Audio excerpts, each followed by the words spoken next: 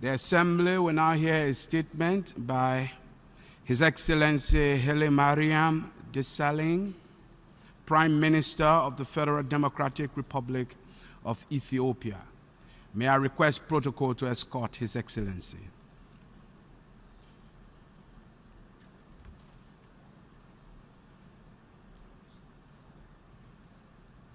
I have great pleasure in welcoming His Excellency Haile Mariam Desalegn, Prime Minister of the Federal Democratic Republic of Ethiopia, and I invite him to address the General Assembly.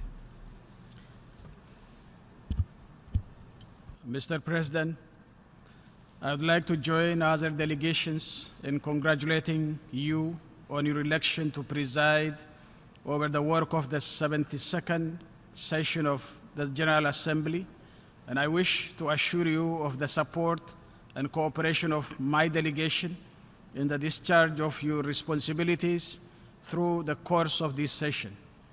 Let me also take this opportunity to express appreciation to your predecessor, who has effectively guided the work of the last session of the General Assembly.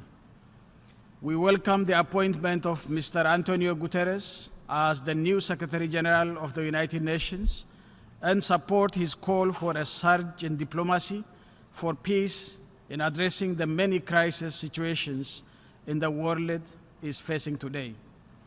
Let me stress here, we are behind the Secretary General in the effort he is making at reforming the organization in the three interested areas: development, peace and security, and management. Mr. President, it is indeed a great pleasure and honor for Ethiopia to preside over the work of the Security Council during these important months. The Assembly will hear a statement by His Excellency Umaro Sissoco Embaló, Prime Minister of the Republic of Guinea-Bissau. May I request protocol to escort His Excellency.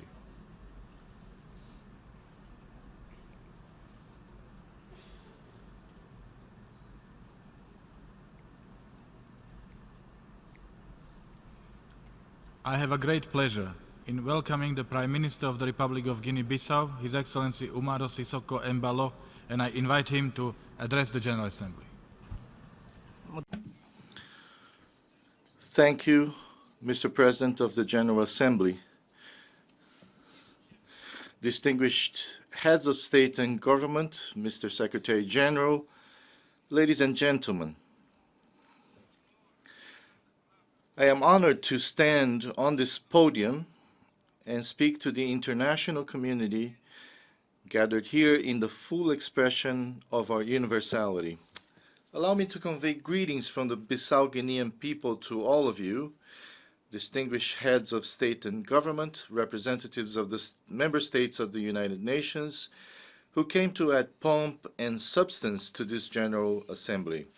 I take this opportunity to congratulate Mr. Miroslav Lajčák, the Minister of Foreign Affairs of Slovakia, who was elected President of the 72nd session of the United Nations General Assembly. To your illustrious predecessor, Ambassador Peter Thompson, I would like to express our recognition of his performance and wish him continued success in his remarkable diplomatic career. Ladies and gentlemen, as we all know, the world today is full of complex and grave challenges, hotspots of political instability and geopolitical tension around the world, the seriousness of which cannot be overlooked by statesmen and citizens of the world. The scourge of terrorism, which unfortunately does not seem to abate, is a phenomenon that deserves our unanimous condemnation. The human tragedy of migration waves, particularly those coming through the Mediterranean, the saga of refugees, the gaping social inequality, the expanding geography of poverty, and the intensity of human suffering, which we can see in vast areas of the planet.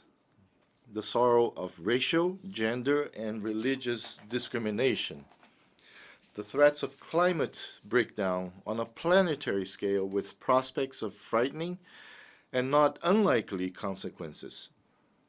In short, it is not difficult to imagine how many of the pains of the world land at the United Nations on a daily basis, requiring the attention and constructive engagement of the international community represented here. Mr. President, ladies and gentlemen, the United Nations has a long history of solidarity with and commitment to Guinea-Bissau. It began with our struggle for national liberation and has not been broken ever since. Our goal is to further strengthen our institutional engagement with the United Nations. In so doing, we are merely reaffirming our firm belief in international law, peace, and security among nations, social and moral progress of humanity, which are the values on which the United Nations was created. Mr. President, we continue to experience a period of institutional challenges in Guinea-Bissau, for which the Conakry Accord laid out a solution in October 2016. These are challenges related to the functioning of some of our core political institutions, namely the parliament and the government. But it is with profound gravity that I inform you that civilian peace reigns in my country. There are no reports of universal human rights violations that merit complaints or are worthy of concern. Public safety indicators related to people and property follow a normal pattern. Regular payments are being made to public servants as well as on the foreign debt service and internal arrears. The marketing campaign for our main export crop, cashew nuts, broke all records, which had a positive impact on the social environment in Guinea-Bissau. Recently, our public finance controls were praised by the International Monetary Fund and other multilateral partners. The state and civil society are very far from any political breakdown. Indeed, we are fortunately not counting the dead or injured in Guinea-Bissau, nor are we assessing any damages to public property resulting from a breakdown in the authority of the state. The last ECOWAS summit, which convened in Monrovia, laid a bet on the Bissau-Guinean people's determination to internally resolve the problems related to the political institutional impasse that has set in my country for the last 2 years. In this regard, we are pleased that the African Union, in its most recent summit convened in Addis Ababa, the CPLP Council of Ministers meeting in Brasilia, and the United Nations put the political situation in Guinea-Bissau back on their agendas. With patience, wisdom, and solidarity of our international partners, ECOWAS, the African Union, the CPLP, and the United Nations Secretary General, who is maintaining his special representative in Guinea-Bissau, we will overcome the political and institutional impasse that persists in my country. Mr. President, we have taken note of this General Assembly's agenda, which in fact is largely consistent with our own hopes and concerns. The sub-region of the Economic Community of West African States, where Guinea-Bissau is located, has significant potential for economic growth, consistent poverty reduction, and sharing of social welfare. There is nothing unattainable in our dream to drive at the sub-regional level together in peace, in security, and with productive work, the inclusive social progress that we all desire. We have examples of success in our sub-region, but we also see distressing signs in the ECOWAS horizon. signs of potential threats to both the internal constitutional order of the states and geopolitical instability in the sub-region. Terrorist actions are seriously affecting Burkina Faso, Mali, Niger, Côte d'Ivoire, and Nigeria, with clear and grave consequences for peace, social cohesion, and stability. Guinea-Bissau fully supports the pooling of efforts in the context of the Sahel G5, advocates for the integrity of Mali, and calls for an all-out fight against terrorism in all of its manifestations. Indeed, in order to face so many challenges at the same time, namely internal security, preservation of the territorial integrity of states, and peacekeeping within the space of ECOWAS, we do need help. We therefore count on the United Nations and all of its specialized agencies, as well as all of our international partners. Only if we work together will we be able to transform our sub-region into a bastion of peace and internal security, and by extension a bastion in the service of international security. Mr. President, the Sustainable Development Goals are our challenges, but no development strategy is worthy of such title if, in the case of Guinea-Bissau, it does not begin by placing the issue of food security squarely and sustainably at the core of its concept.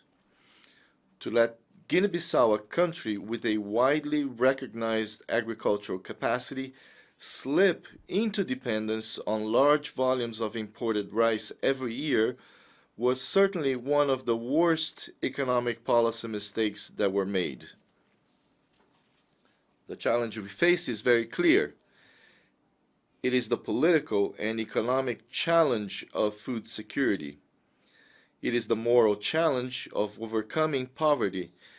It is the test of ensuring a situation of zero hunger in Guinea-Bissau. With this focus in our approach, we are merely restating, with other words, point 1 in this General Assembly's agenda: promoting health through the life course. I will surprise no one when I say that there is no positive health indicator that remains standing against the violence of poverty, hunger, or malnutrition.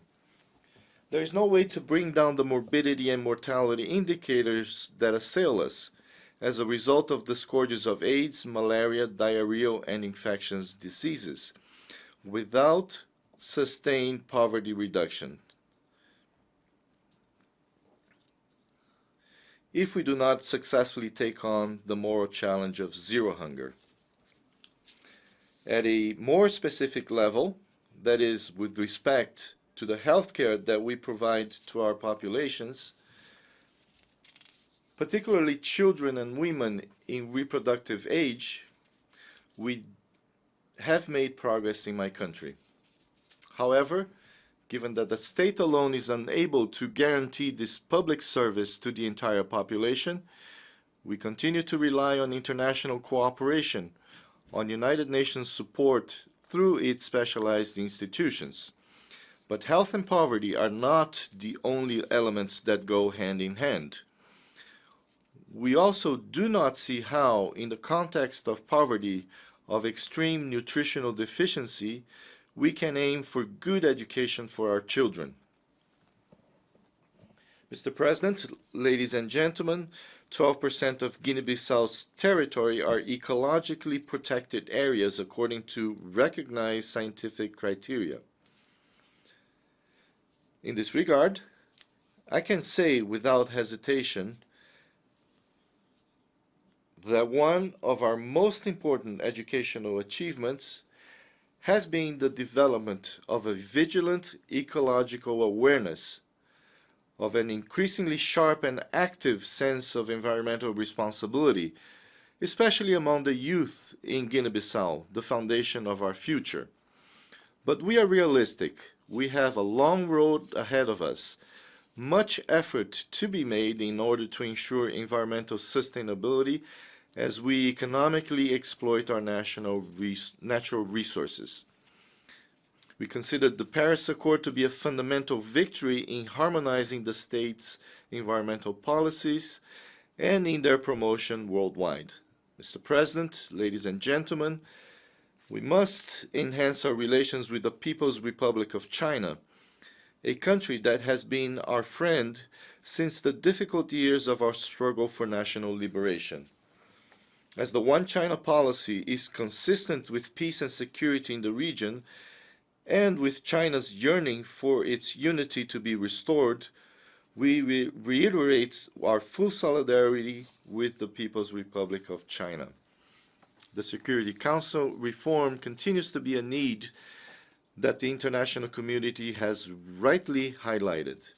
Guinea-Bissau's position is the same one that we, as an African country, advocated for and adopted within the framework of the African Union. To the people of the Republic of Sierra Leone, which has suffered so harshly with the natural disaster that has assailed their country, I express the solidarity of the people and the government of Guinea-Bissau. We also offer our solidarity to all the countries that have been victimized by natural calamities, causing irreparable losses of human lives, destruction of property, and great suffering among the survivors. To the Republic of Cuba, which has been solidary toward the Bissau-Guinean people at our most challenging moments, I express the unfailing solidarity of Guinea-Bissau.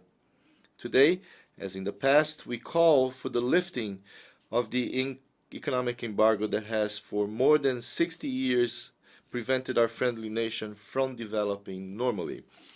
We also support the hopes of the Palestinian people for the establishment of their own state coexisting side by side with the State of Israel, based on trust, peace, and security.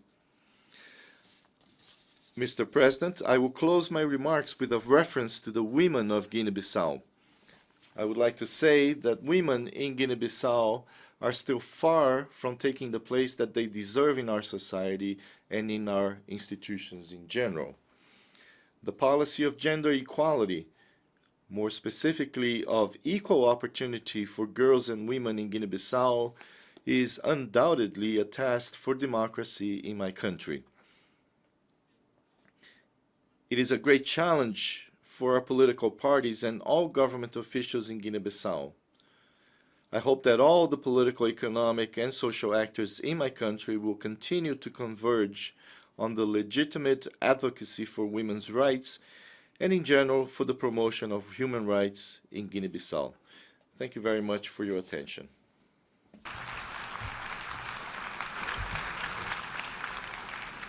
On behalf of the General Assembly, I wish to thank the Prime Minister of the Republic of Guinea-Bissau for the statement just made, and I request protocol to escort His Excellency.